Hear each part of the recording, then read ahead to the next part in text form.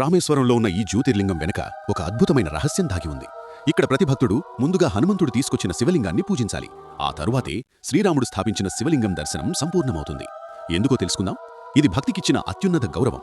లంకా విజయం అనంతరం రావణ సంహారం చేసి మాతా సీతతో కలిసి శ్రీరాముడు తిరుగు ప్రయాణం ప్రారంభించాడు. కాని రాముడి మనసు ప్రశాంతంగా లేదు. ఎందుకంటే రావణుడు ఒక మహాపండిత బ్రాహ్మణుని కుమారుడు. ఆ వధ వల్ల రాముడిపై బ్రహ్మహత్యా పాపం వచ్చింది. ఆ పాప విమోచనకు ఋషులు ఒకే మాట చెప్పారు: శివపూజ చెయ్యాలి ప్రభూ.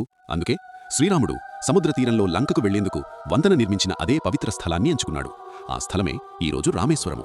శివలింగం స్థాపించేందుకు శ్రీరాముడు తన పరమ భక్తుడైన హనుమంతుడిని పిలిచి అన్నాడు: హనుమ, కైలాస పర్వతం నుంచి దివ్య శివలింగాన్ని తీసుకురా. ఆ క్షణంలోనే హనుమంతుడు గాల్లోకి ఎగిరిపోయాడు. కాని కైలాసం చాలా దూరం. ముహూర్త సమయం దగ్గర పడుతోంది. ఋషుల ఆందోళన పెరుగుతోంది. అప్పుడే ముందుకు వచ్చిన మాతా సీతాదేవి సముద్ర తీరంలోని పవిత్ర ఇసుకతో తన చేతులారా ఒక శివలింగాన్ని తయారు చేసింది. శుభముహూర్తం నిలబెట్టేందుకు శ్రీరాముడు ఆ ఇసుక శివలింగాన్ని విధి విధానాలతో ప్రతిష్ఠించాడు. రాముడు స్థాపించినందువల్ల అది రామలింగమైంది. అంతలోనే కైలాసం నుంచి దివ్య శివలింగంతో హనుమంతుడు వచ్చాడు. కాని పూజ పూర్తయిందని తెలిసి అతని హృదయం విరిగిపోయింది. ప్రభూ, నా సేవ ఆలస్యమైందా అని బాధపడ్డాడు. అప్పుడు శ్రీరాముడు భక్తుడిని ఆలింగనం చేసుకుని అన్నాడు: హనుమా, నీ భక్తికి సమానం ఏదీ లేదు. హనుమంతుడు తీసుకొచ్చిన శివలింగాన్ని కూడా రామలింగం పక్కనే గౌరవంగా ప్రతిష్ఠించాడు. అదే విశ్వలింగం. ఇక్కడే శ్రీరాముడు ఒక మహానియమం పెట్టాడు. రామేశ్వరానికి వచ్చే ప్రతి భక్తుడు ముందుగా హనుమంతుడు తీసుకొచ్చిన విశ్వలింగాన్ని పూజించాలి.